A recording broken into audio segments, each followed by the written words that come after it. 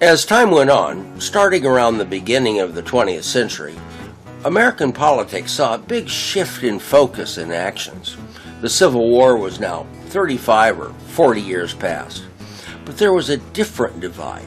Call it the haves versus the have-nots. Call it labor versus management. Call it the establishment versus the anti-establishment.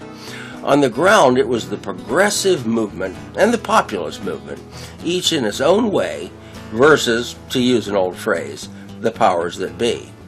And to put this period correctly in perspective, we must pause here to explain a big change in who was who, what was what, and what they called themselves.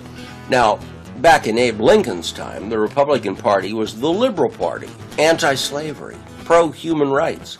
The Democrats, at least the Southern Democrats, was the conservative, the pro-slavery party. By 1900, this has turned almost 180 degrees, other than in the Old South. The Republicans had become the party of big business, the establishment, the old guard. The Democrats, at least the Western Democrats, had more so become advocates for the little guy. Workers, laborers, miners, and their enemy were the big interests, the big mining companies, the big railroads, and big government power, which was exercised by the now old guard Republicans. In one sense, it was a major historical turning point in American politics, a realignment that, to some extent, continued through the entire 20th century. The progressive movement during this period was a movement aimed at making things better. The idea of we as a society are progressing. Darwinian theory was a big thing at that time. Things should be getting better. Children shouldn't have to be losing fingers and arms in factories. Women should be being treated more equally. A lot of things about society should be made better, and the progressives' approach to that was to have a government that was more responsive and provided justice to its citizens. So by 1910 or so, it was clear that in Arizona, the labor movement was very strong. The question of how the mines should be regulated, the question of whether or not other progressive movements in political structures, such as what was called the Oregon Plan, referring to the initiative and the recall and the referendum.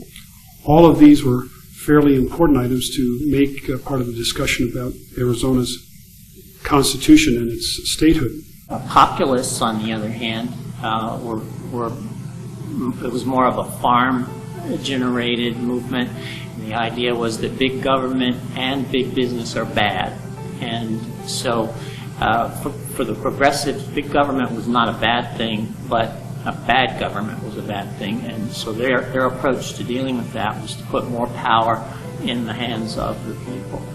And in some cases, these new political movements, particularly the populists, advocated and exercised violence. The progressives themselves were probably not, they didn't advocate violence. There's this whole spectrum of political movements, from anarchism, which came from Europe mostly, and communism, socialism.